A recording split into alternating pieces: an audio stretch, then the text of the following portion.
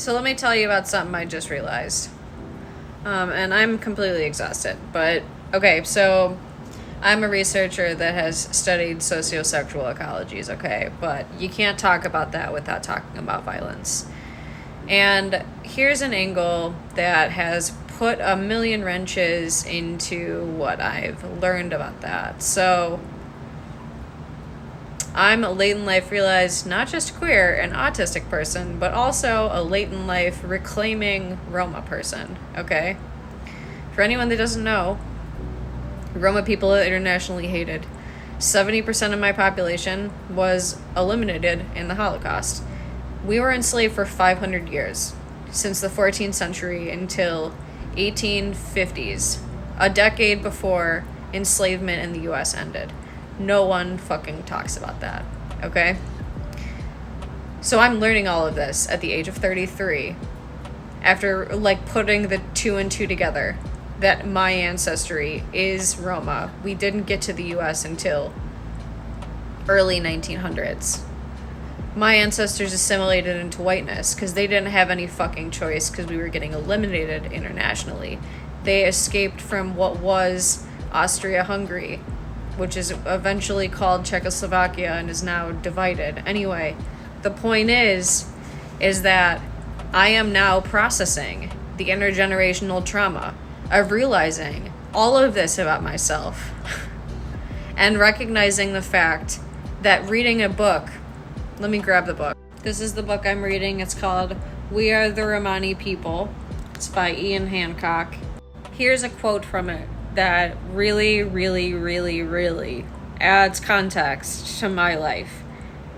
A trigger warning and content warning for pedophilia and sexual violence. So it says,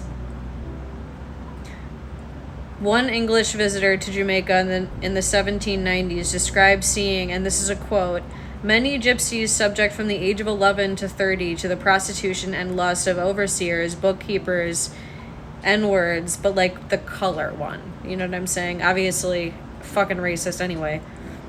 And taken into keeping by gentlemen who paid exorbitant hire for their use. It is likely that the Romani presence in the Caribbean and South America has contributed some elements to the local cultures, perhaps in music and dress. So, but here's the thing. The reason why I say that is such a context of my life is because I'm a lifelong sexual violence survivor, okay? But I'm also a Roma person whose ancestors assimilated into whiteness.